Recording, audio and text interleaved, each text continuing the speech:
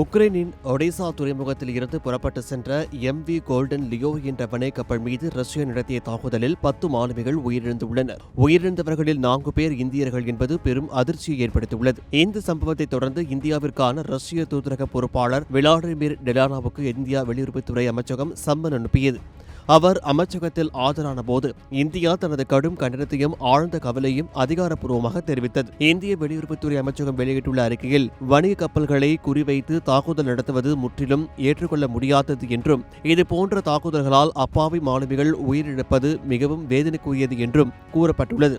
மேலும் சர்வதேச கடல்வழி வர்த்தகத்தின் பாதுகாப்பையும் நிலைத்தன்மையையும் பாதிக்கும் இத்தகைய நடவடிக்கைகள் உடனடியாக தவிர்க்கப்பட வேண்டும் என வலியுறுத்தப்பட்டுள்ளது. மேலும் இந்தியாவின் தீவிர கவலையை ரஷ்ய அரசிடம் உடனடியாக தெரிவிக்குமாறும் ரஷ்ய தூதரக பொறுப்பாளரிடம் கேட்டுக் கொள்ளப்பட்டுள்ளது. தாக்குதலுக்கு உள்ளான MV கோல்டன் லியோ கப்பலில் மொத்தம் 17 பணியாளர்கள் இருந்தனர். இவர்களில் 5 பேர் இந்தியர்கள்.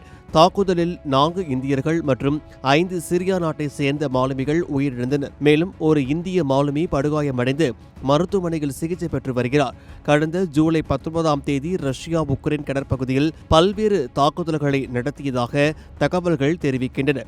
அவற்றில் ஒன்றாக இந்த வணிக கப்பலும் தாக்குதலுக்கு இலக்கானது. ரஷ்ய உக்ரைன் போர் 4 ஆண்டுகளுக்கு மேலாக நீடித்து வரும் நிலையில் இந்த போரில் வணிக கப்பல் மீது நடத்தப்பட்ட தாக்குதலில் இந்தியர்கள் உயிரிழந்தது இதுவே முதல் சம்பவமாகும்.